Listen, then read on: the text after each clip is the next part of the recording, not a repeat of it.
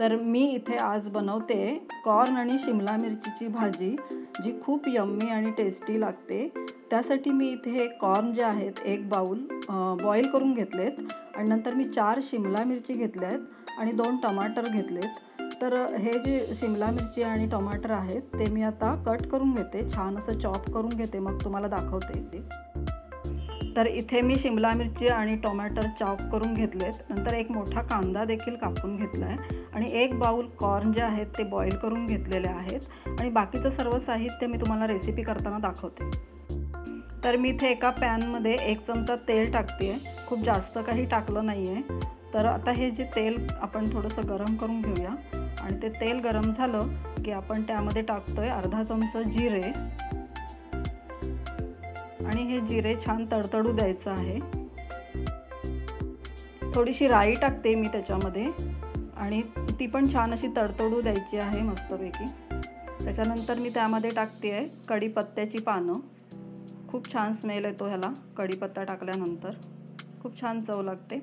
त्यानंतर मी याच्यामध्ये टाकते एक कट केलेला कांदा आणि तो छान असा आपण आता गुलाबीसर होईपर्यंत परतून घ्यायचा आहे।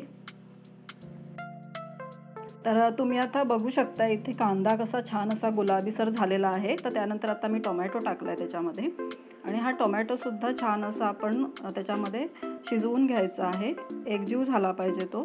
तर तो छान असा परतून घेऊया आपण आणि एकजीव करून घेऊया त्याला।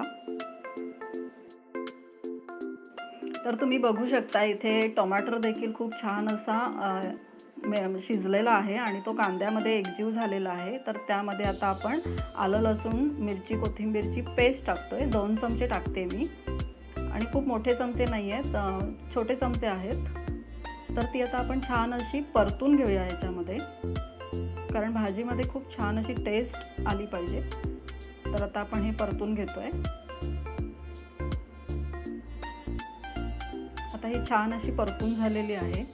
तर त्याच्यामध्ये आता आपण टाकणार आहोत हळद, अर्धा चमचा हळद पण मिक्स करून घेऊया।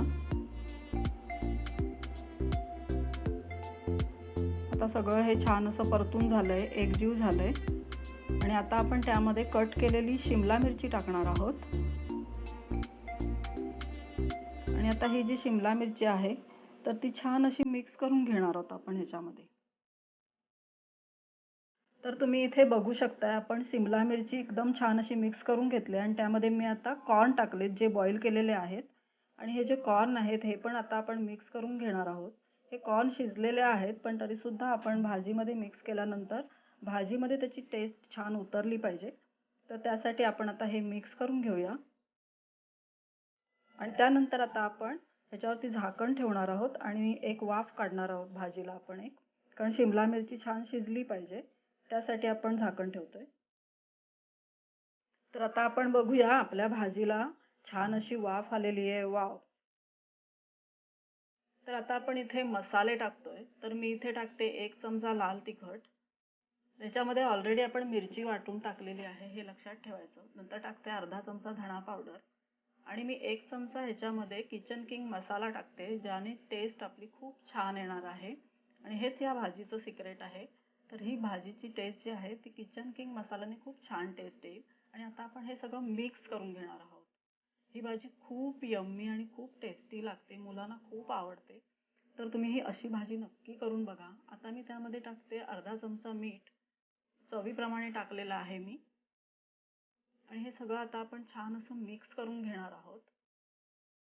खूप मस्त असा कलर आलेला आहे आपल्या भाजीला, एक येलो, रेड आणि ग्रीन असं छान असं कॉम्बिनेशन तयार झालेलं आहे आणि आता आपण टाकतोय भरपूर अशी कोथिंबीर, ज्याने आपली भाजीची टेस्ट अजून वाढेल आणि खूप छान दिसेल। ही भाजी खूप यम्मी आणि खूप टेस्टी अशी भाजी रेडी झालेली आहे आपली।